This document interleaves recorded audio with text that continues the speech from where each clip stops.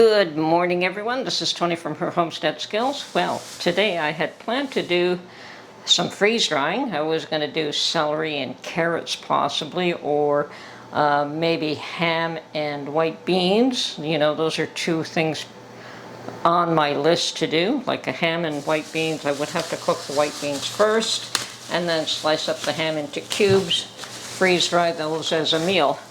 But I went to the store and looking for something to buy that was freeze dryable. Now, the nice thing about freeze drying ham and beans is that I don't know if you can properly can that meal, so at least you can freeze dry and have a ready-made meal. But anyway, I happened to spot an amazing sale on peaches, and yes, they are small. I wouldn't call them exorbitantly large peaches. They're on the small side, and they are firm, which is to be expected. And so I picked through what I could find, and I'm going to freeze dry these. Okay, so the first thing I'm going to do to prep all these, of course, is to wash them and cut some parchment paper to fit my freeze dryer trays, and hopefully I have enough to fill the freezer. It looks like a nice healthy bunch though. And I was told that tomorrow was the last day for the sale on peaches and cherries. I didn't realize that they had cherries. I spotted these right by the door, got one bag, found out how much they cost, and went and got another 2 bags. So I've got my work cut out for me for these anyway. So let me get some parchment paper cut, and then I will start to wash these. Okay, well, I've got all my parchment papers cut to size for my trays. I've got all my peaches washed.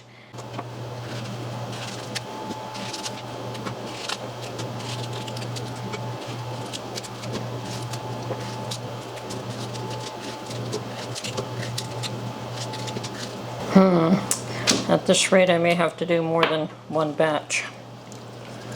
Okay. So I'm going to try to pick out the more ripe ones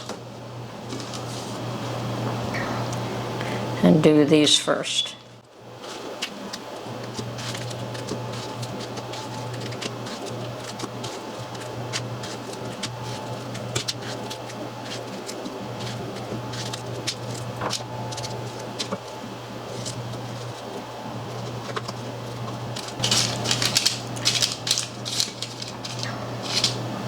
Just have to make sure I don't cut them too thick. Okay, that's one tray ready. So I'm going to put the lid on them and put it in the freezer while I prepare the other ones.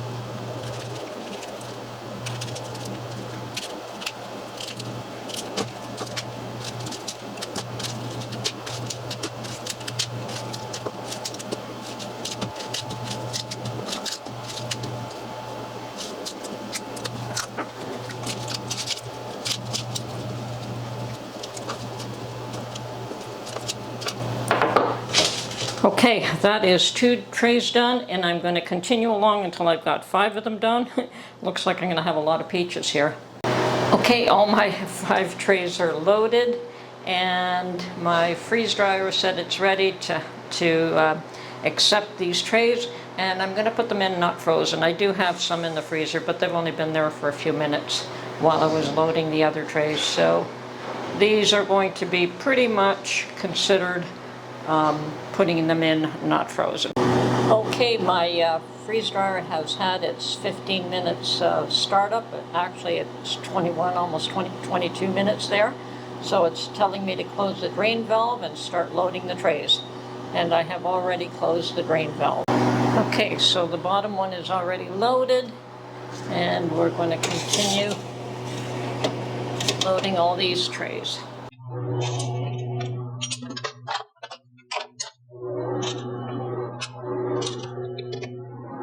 Now all we do is lock the door, and it is a double lock, first lock, and a second one. Well, not really a double lock, but you have to go all the way around.